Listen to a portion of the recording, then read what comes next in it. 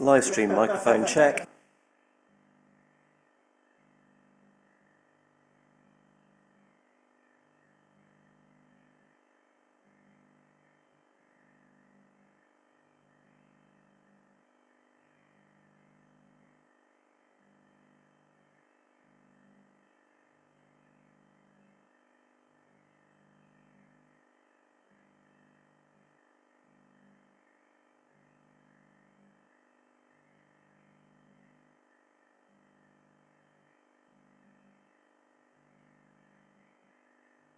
Have your say, speaker.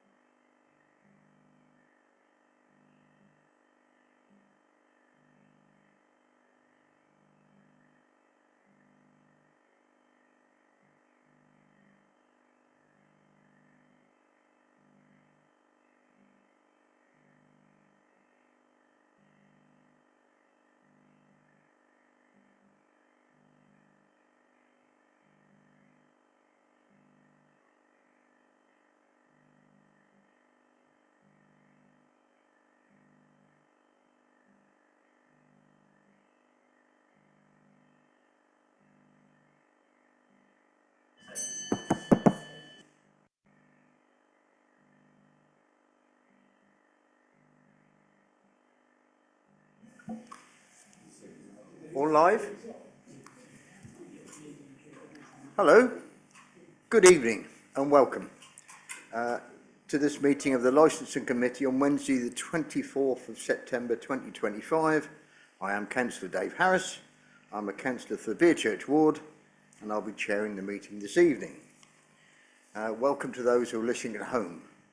To begin the meeting, there are a few matters of housekeeping that I must read out to you. Action in the event of emergency. There are no practice alarms planned for this evening. So if an alarm does sound, please evacuate the town hall by going down the main staircase or the back staircase to the High Street and then to the car park behind the town hall in St Ronwell Street. Now, this meeting is being recorded for live broadcast over the internet via the council's YouTube channel and will be available to view and listen to afterwards. Please, would speakers always use microphones at all times and speak directly into the microphones, as this activates the audio recording.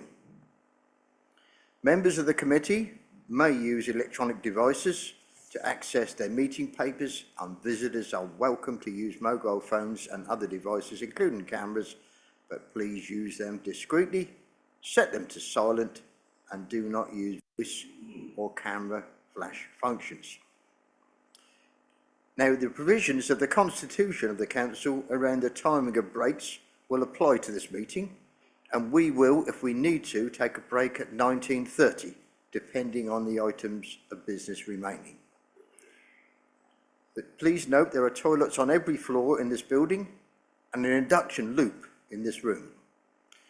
Introductions. I will now ask members of the committee and attending officers to all introduce themselves, starting on my left. Councillor Mick Splinder, Shrobbing Ward. Paul Donachie, Licensing, Community Safety, Safeguarding Manager. Sarah White, Licensing Team Leader. Councillor Tim Young, Greenstead Ward, subbing for Councillor Claire Osborne. Councillor Paul Smith, St Anne's and St John's Ward. Councillor Camacho Follow for Castle Ward. Councillor Alaki Akiyemi, Greenstead Ward. Councillor Jeremy Hagan, Stanway Ward. Roger Buston, Prittygate Ward. Lewis Barber, Lexton Brasic Ward. Catherine Spindler, Saints Ward. Carl Powling, Mersey and Pye, Fleet Ward. Matthew Evans, Democratic Services Officer. Thank you very much, members. As you note there, on the next item is substitutions. You just heard Councillor Tim Young substituting for Councillor Claire Osborne, and I thank Councillor Tim Young for stepping into the breach tonight. Item 3, urgent items. There are no urgent items on the agenda tonight, members. Item 4, declarations of interest. This is where we usually, as chairperson, invite councillors to publicly announce the item number, whether any interest they've got on the agenda items. Now, you'll note under item 7, there's a request that the committee tonight considers whether it wishes to include within the policy an exemption for the Poppy Appeal and the Rotary Club to enable longer street collections to take place. Now, if committee members are a member of a relevant Rotary Club or involved with the British Legion charity collections, they will need to declare other registrable interest in the item. That's the message I've got from the monitoring officer, and withdraw from the debate. They may, if there are such members, still address the committee for 3 minutes because members of the public are able to do this, but cannot take part in the debate or vote on the item. I'm a member of Rotary. Thank you. Any other members' declarations of interest? Councillor Buston? I'm a member of the Royal British Legion. Thank you. Councillor Tim Young? Yeah, I work for a charity, Open Road, and I'm a trustee of more than one charity. I don't know what that is. It may be non-pecuniary, but I'll check with Matthew. Thanks, Councillor Young. I think that because there's an exemption proposed for just these 2 specific charities, and otherwise the general policy will apply, I would say that unless you're involved directly with these, you're fine for this. Thank you. I'll still declare them as non-pecuniary. Thank you. Thank you, Councillor Young. Councillor Smith? In that case, I also am a trustee of the St Anne's Community Centre. Thank you. Councillor Lewis Barber? Yeah, I'm a trustee of Aberdeen Rural Training. Thank you. Any others? Councillor Spindler? I'm a trustee for the Oak Tree Centre as well. Of course. Yes, thank you. Thank you for that. No others? That's good. Thank you for that. Item 5, I invite the committee to confirm as a correct record the minutes of the licensing committee held on the 23rd of July 2025. Looking for a proposal and a seconder. Proposed by Councillor Buston, seconded by Councillor Powling. Oh yes, of course. A very brief question. Reading through the minutes, and it only occurred to me as I was going through them again today, it would be useful if we could actually put, and I appreciate the difficulties here, who actually made a point within the committee. At the moment it just says a member of the committee said, and it's difficult to follow then who said it. And I think it would be useful to actually revert, if we are able to who actually said what for the minutes. I think that would make the minutes more accurate. Thank you. Matthew? Please, thank you. Okay, thanks, Councillor Buston. So, I mean, you'll be aware of this, but minutes aren't a verbatim record of the meeting. They're designed to capture the flow of the debate and the discussion and present why the committee reached the decision it did. There's actually legal guidance that states that members should not be named individually in minutes unless there's a specific reason to do so. That's in Noel's Book of Committee Practice, and that's why we don't do it that way. If councillors particularly wish to have their words recorded in the minutes, they can request it, and that will be done. But as a general rule, it's not something that we do for any of our committees at the council. I hope that's helpful. Okay, thank you. In that instance, therefore, the portfolio holder shouldn't have been named in the last minutes, I would suggest. I think she was a visit as a portfolio holder, wasn't she? Yes. As a visiting councillor, and in her role as the portfolio holder, as opposed to a member of the committee, that would be why she was mentioned there. Okay, I'm not going to make a big song and dance about it. I just thought it was unhelpful. So in future, if you want to have been named, then you're allowed to do that, Matthew, yes? Yeah, we will certainly take that into account. Yeah. Thank you. Thank you. Okay, can I have a proposer and a seconder for the minutes? Councillor Buston, Councillor Barber, thank you very much. Item 6, members, is have your say. If anyone has a petition they wish to present to me on any of the items of the agenda this evening, please do so now. I'm supposed to pause and wait, and there is none. Item 7, the Charity Collections Policy and Procedures and Guidance. The committee is to consider a report which is going to be presented by officers which seeks its approval of the Charity Collections Policy, Procedures and Guidance document, and I invite the licensing officer to present the report, and this is for consultation, I understand. Chair, can I just remind the councillors, Councillor Buston and Spindler will have to withdraw for this item on it because of their other registrable interests. So is it just Councillor Buston? And Councillor Spindler. Thank you very much. Thank you. The public, yes, please, yes. You can have your say, of course. Right. Yeah. Sarah, thank you. Thank you, Chairman. So this report comes to members tonight. As you'll be aware, we've long had a charity and collections policy, but this has been reviewed and updated, in part to encourage online applications and returns, and to remove some of the restrictions around house-to-house collections. We've also removed the requirement or suggesting removing the requirement for the certificate of public liability. And the reason we're suggesting this is because this is a matter for the charity or the business, or the charity concerned. It's not a matter for us really to be involved in. And whilst we strongly encourage that they should have public liability, it's not something that we would enforce really. We haven't really got any mechanism to do so, and it causes a delay in the processing of it. And causes us work. We don't get an income for this. We're not paid for this. You can't charge for street collections. So it consumes quite a lot of officer time. And actually, we've never had any issues, thankfully. And we're not suggesting people shouldn't have it. We're just suggesting that we shouldn't be chasing people for it. The requirement or the suggestion around asking the committee's views on whether we should allow longer collections for the Poppy Appeal and for the Colchester Rotary is simply because we have historically, for as long as I can remember, granted them essentially week-long collections, which has been done years ago. It was done by the members, and then it's been done by the licensing manager in recent years. And it's just asking the members whether they want to build this into the policy or not. Thank you, Chairman. Members, you have a report in front of you.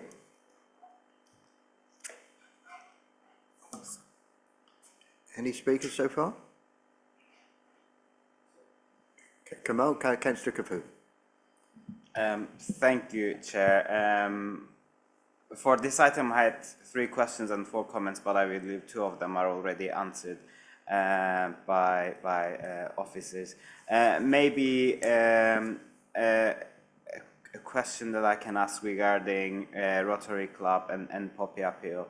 I was trying to understand if there were any, history behind it, and because despite having this mentioned in relevant section, I didn't actually see any formal request or reasoning behind it. So thank you, Sarah, for providing that clarification.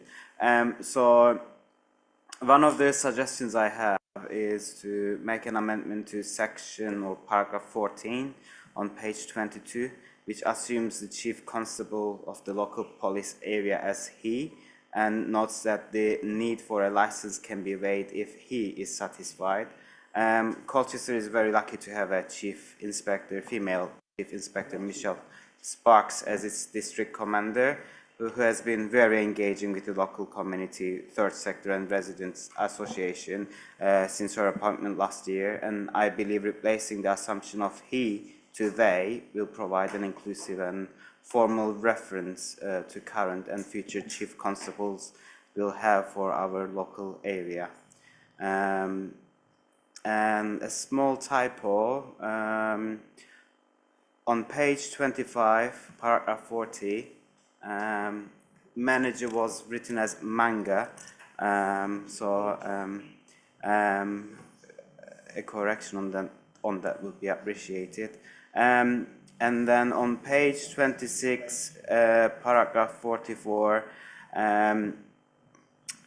there was a link for the markets team, but I checked the link and there was no information on markets team, and neither on view our services A to Z link on this generic page.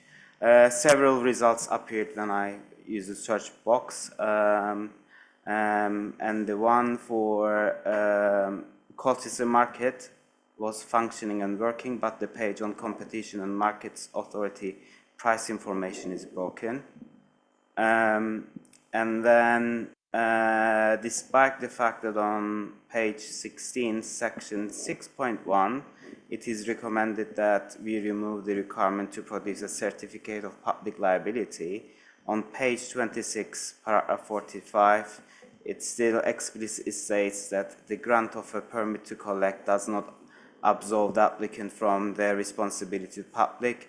All applicants for a street collection permit should ensure that they have an adequate insurance and public liability cover. So I'll appreciate if colleagues can provide some clarity on that. And my final point, on page 29, section 2.1, the Borough of Colchester could be changed to City of Colchester, and we can add a full stop on page 31, section 4.1. That's all my points. Thank you, Chair. Thank you, and thank you for taking the time to study that lot. Mrs. White, would you like to reply to any of those?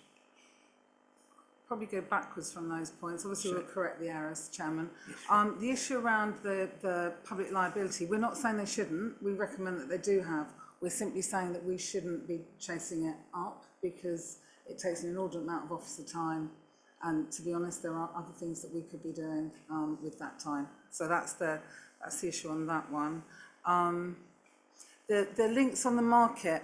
I decided to put a general one in. I can change the links. The competition and markets is that link. I mean, we can report it, but that's nothing to do with us. But I'm happy to report that as being broken.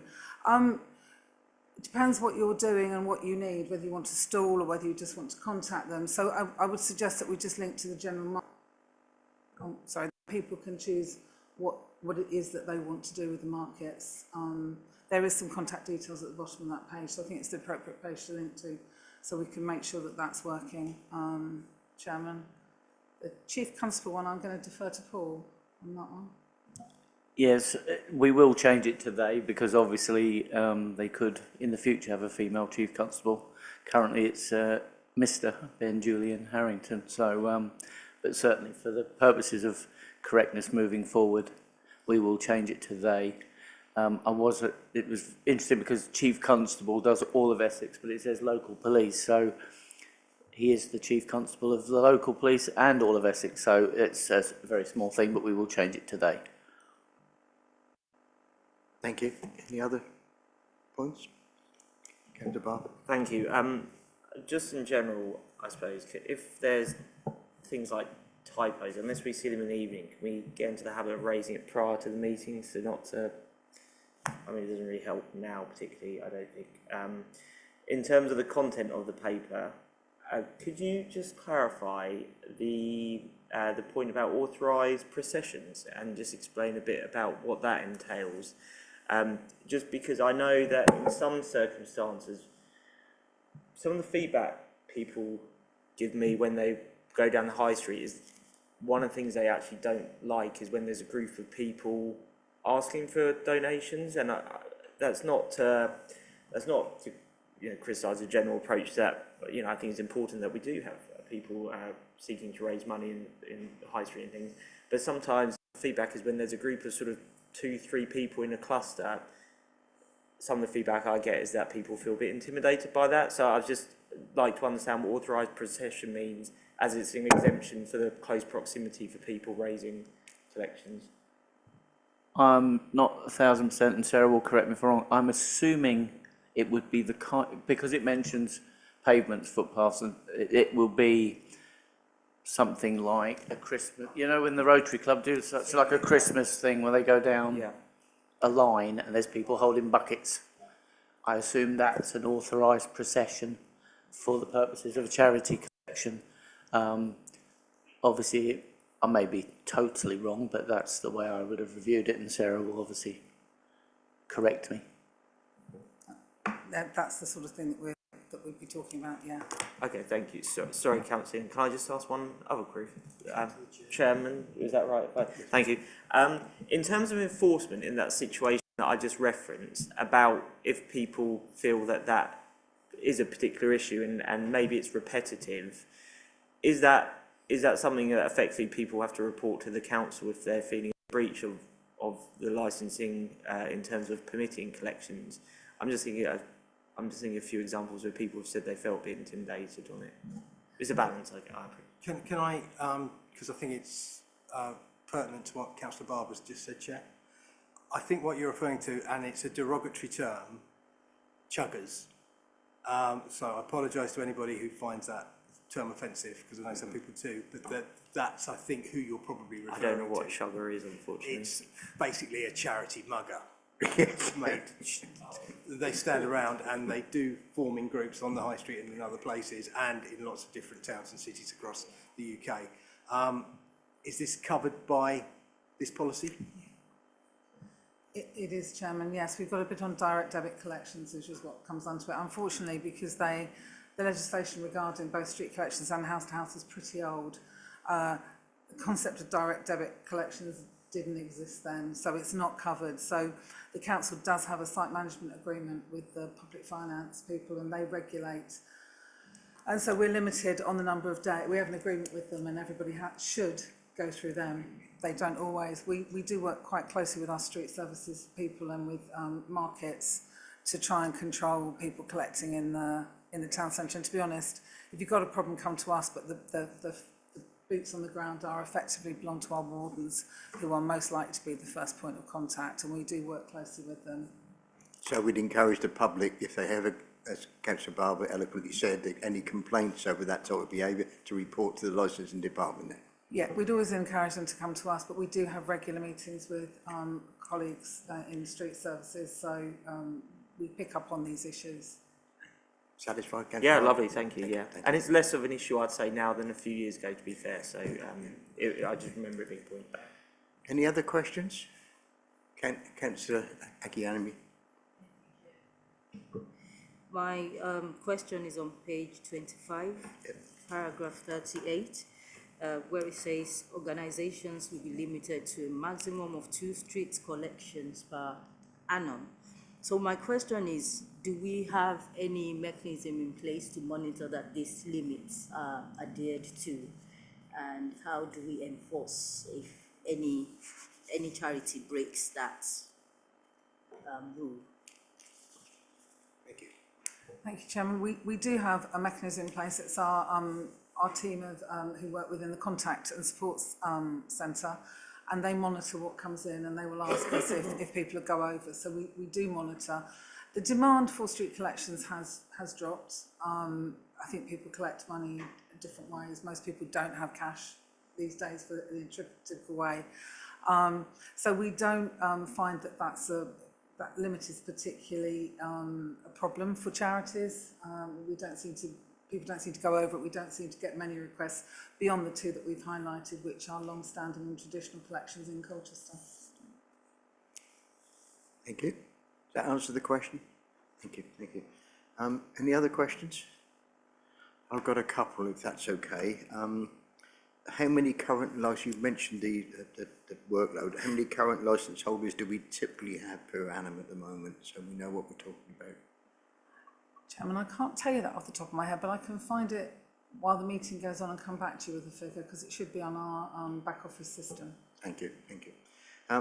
Another item, it's the same one, item 38, it mentions Colchester Town Centre, Dedham and Wivenhoe, and Tiptree, and it seemed to me those were the villages in the town centre specifically dealt a bit differently. Did we include Mersey? Because it seemed to me that the missing town there, to me, town commas, was Mersey. That is true, that is missing. I don't know whether that's an oversight and I've missed it from the previous one, or whether it's never been on there. I'm not sure, Chairman, but we can certainly add Mersey, because logically, like you say, it does fit there. Okay. And it should be city centre. Yes, of course, yes, thank you. Yes, of course, you're quite right. You missed that one, come on. Okay, I've got no further questions, so we need to think about, if we can have a few seconds, please, members, to think about the principle of the policy going into consultation. Do we accept that we exempt the Poppy appeal and the Rotary Club from, so they can have a longer collection, so they don't have to come in? Now, I personally support that idea. I don't know what other members feel. Sorry, I do. I was just going to ask, have we ever had requests from any other organisations for a carve-out or anything such as that? Just have interest, but I do support. No, Chair, we've never had any requests for anybody. Well, not to my knowledge in recent years anyway. We might have had in the past, but not recently. Councillor Perry? I'm happy to propose that. Okay, proposer that we... Seconded. Thank you very much, Councillor Young. All those in favour? Thank you very much. So we've made a decision. That goes out on the consultation. How long is the consultation for, please, Mr White? Sorry, Chairman, I was just trying to find your figures. Sorry. I think, I can't actually remember, is it 4 or 6 weeks? I think it's relatively short. Sorry, I should remember that from the report. Bear with. 4 weeks. Thank you. Thank you very much. Thank you. Thank you. So we'll be coming back at some stage on an agenda, which will have to go on our work programme, members. Okay. So now we've made a decision on that. You've accepted the need to go out to consultation, so that's now there. Please encourage anybody you know to take part in the consultation, and I assume it goes to existing charities and everybody else in the towns, in the city centre as well. Chairman, it certainly go to existing licence holders and probably speak to our colleagues in communities and see who they suggest we go to as well. Thank you very much. Good decision. Thank you very much, and thanks for your questions, everybody. Just giving a few minutes for our colleagues to return to the fold. Oh, yes. Thank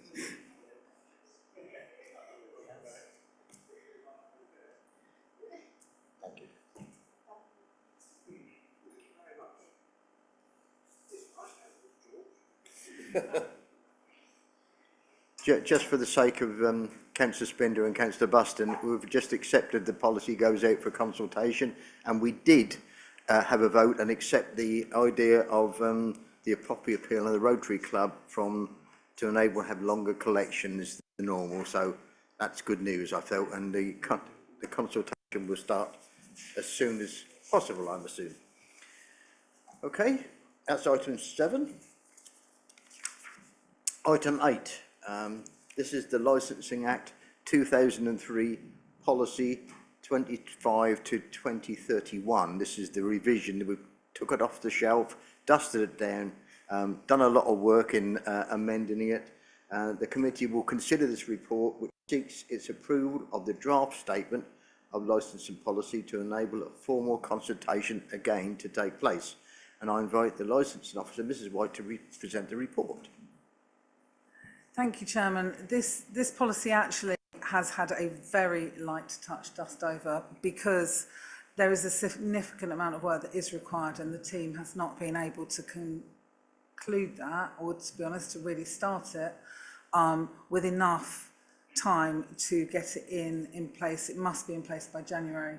So the suggestion, or that we're asking members tonight to just approve this as very much an interim measure, because we'll do the real work on this policy towards well, hopefully towards the back end of this year and into next year. But there's so much consultation because we haven't revisited the licensing policy post-COVID, and we are aware that there are significant changes that will be required, not least because the existing policy is quite town-centric, and we are aware because of COVID, entertainment is much more local than it was. I mean, obviously the town centre is very important, but other areas have seen an increase in the amount of late night entertainment and activity in the local areas. So we need to understand that, and we need to do some work and consult quite significantly on this.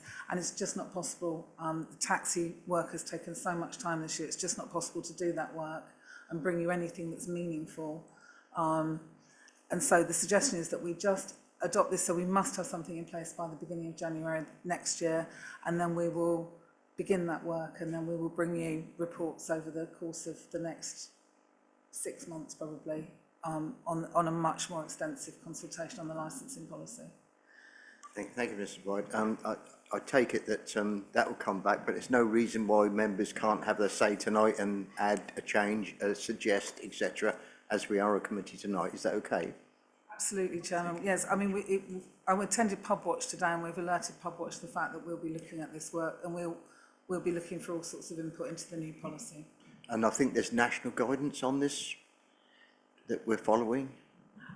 I mean, there's all sorts of the statutory guidance on this. There's all sorts of things, but I think we really need to understand what's local to Colchester and reflect it in this policy, Chairman. Okay. Over to you, members. Your document, Councillor Barber.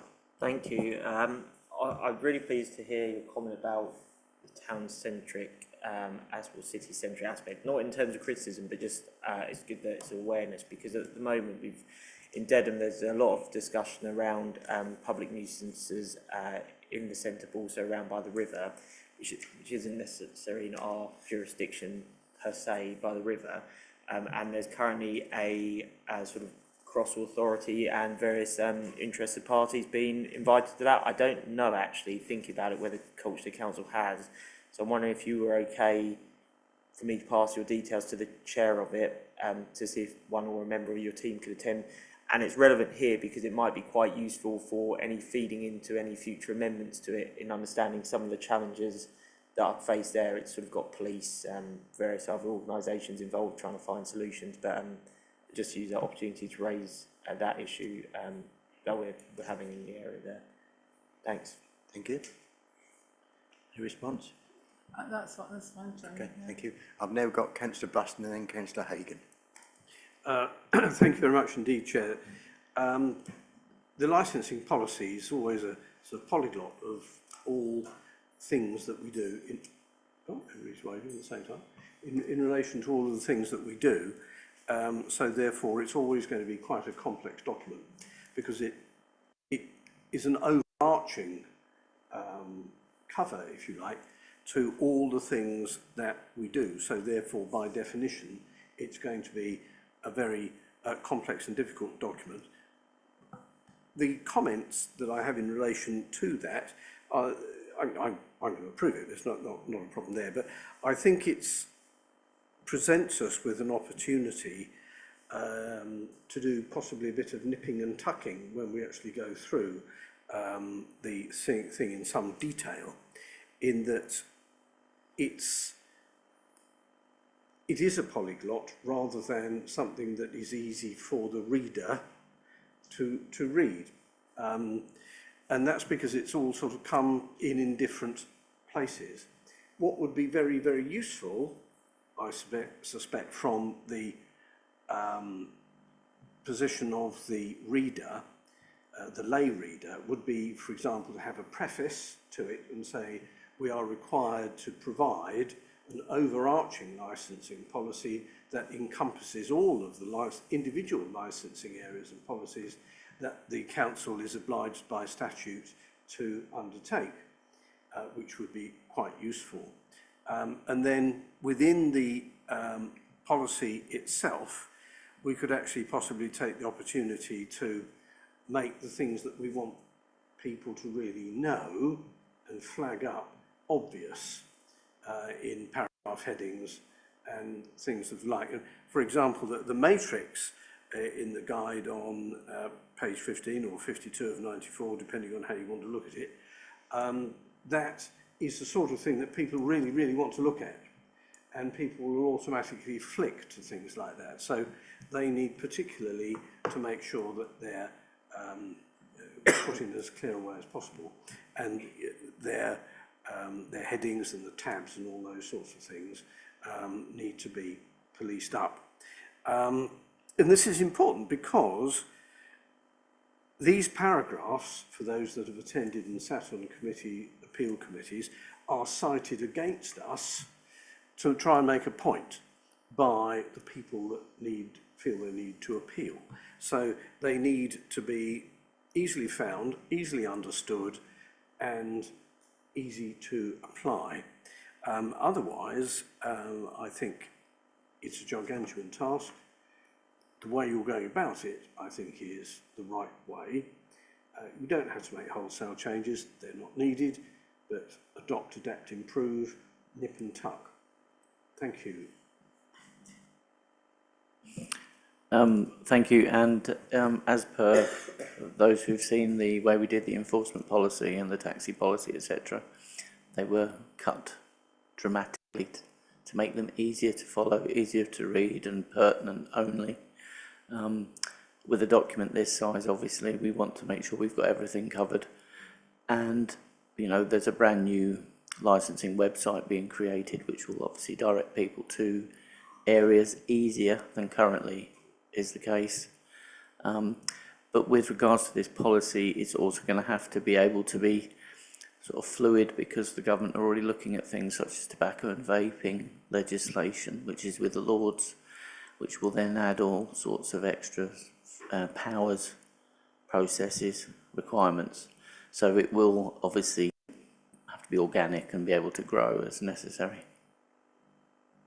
Thank you, that's very useful. Just to add on that as a postscript, it's even more why it would be useful for our policy to be able to have things taken out of it and slotted back into it as things progress, because it really then needs to be a living document rather than one that's just we dust it off every 5 years.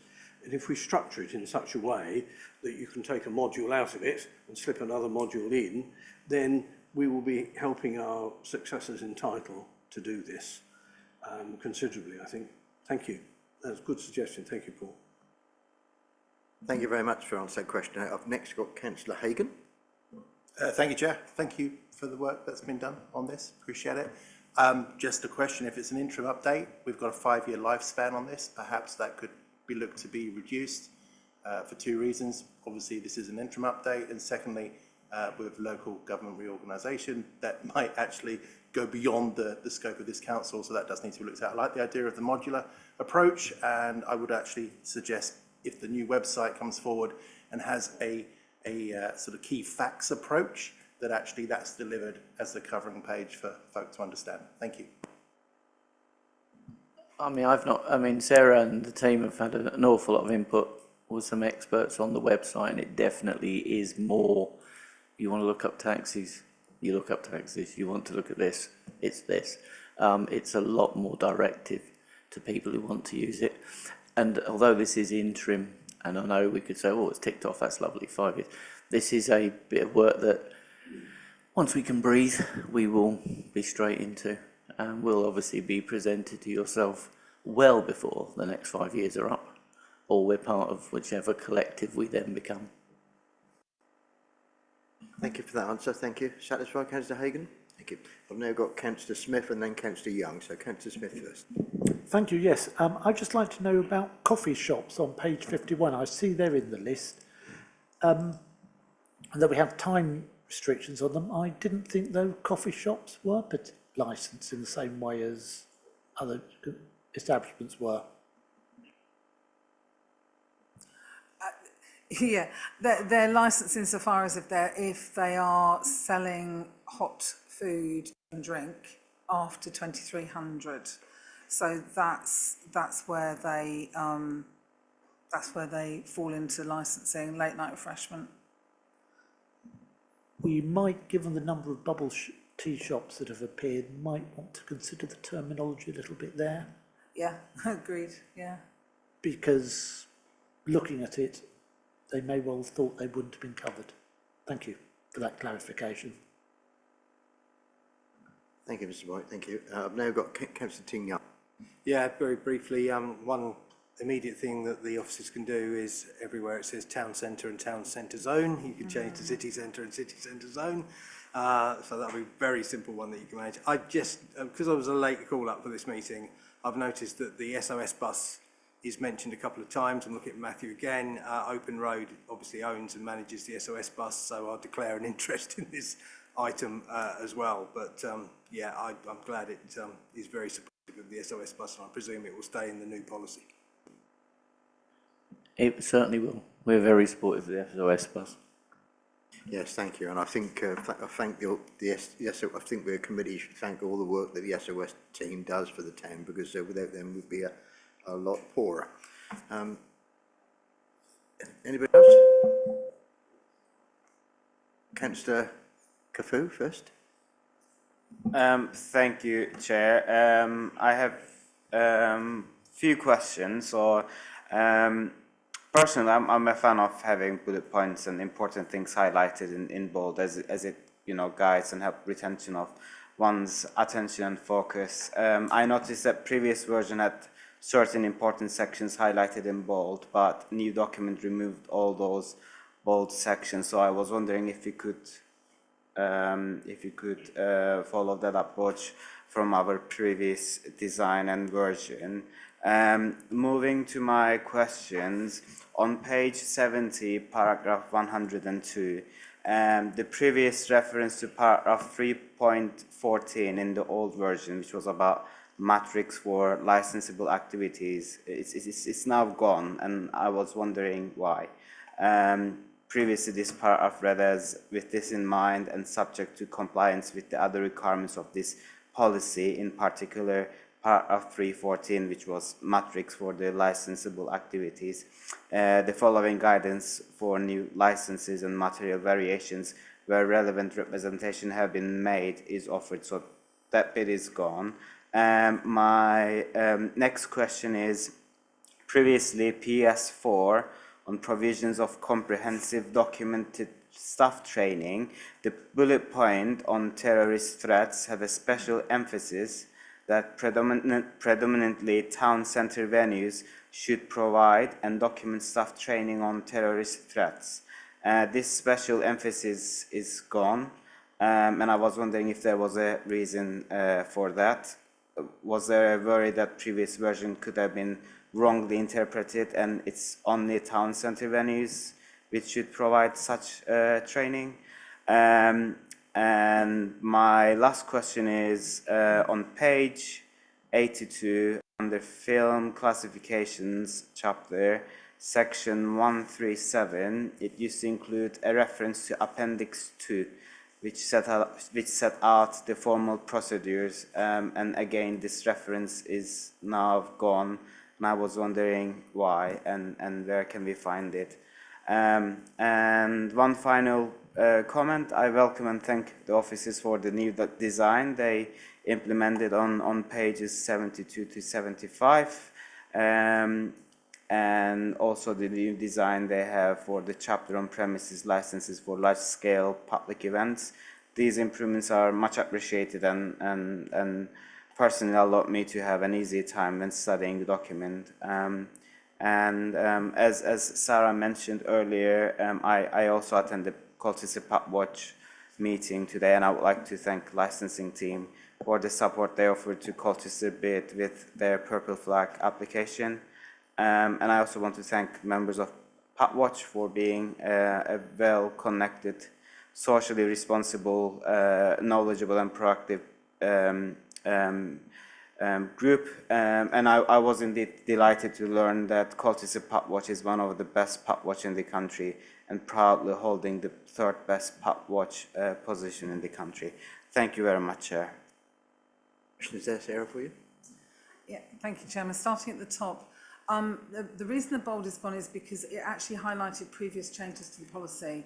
So those changes are no longer relevant, because obviously, they're relevant, but they no longer need to be highlighted because they're already in the policy. The other thing is, bold is not actually, it's not good for people who have visual difficulties. So we tried to minimise the amount of bold in our policies because of those difficulties, and because it's not picked up by some of the immersive readers. So that's why the bold's gone. So that's that one.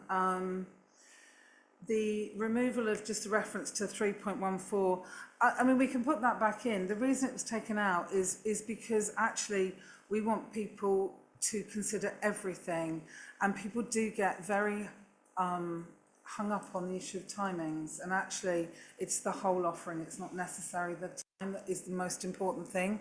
So just by saying, particularly looking at the time, we're missing or potentially missing all the other points that we need them to consider. Because just being open late, there's so much more than just the time that the premise is open. But it's up to members. We can put that back in if you feel that you'd like to. The documented staff training about the town centre, it is exactly that. We took it out because it's not just predominantly town centre venues. It's going to be, or there'll be all venues depending on size and whatever ultimately Martin's Law probably looks like. So the removal again to make it relevant to everybody, and the acknowledgement, of course, that lots of gathering takes place outside of the town centre. And the film classification was removed simply because it's a separate policy, and actually the guidance around the statement of licensing policy is quite specific. So it stands on its own. We reference it within this, but it stands alone on its own, Chairman. I think that's everything. Thank you very much, Sarah. Thank you, Chair. Okay, thank you. I've now got Councillor Elizabeth Kinmey.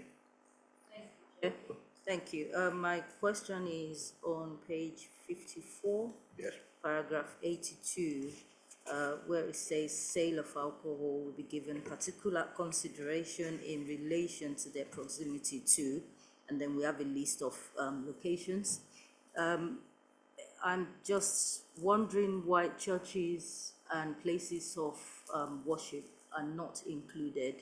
I can only speak from the perspective of churches. They tend to hold parent and toddler groups, youth clubs, and where young people are gathered.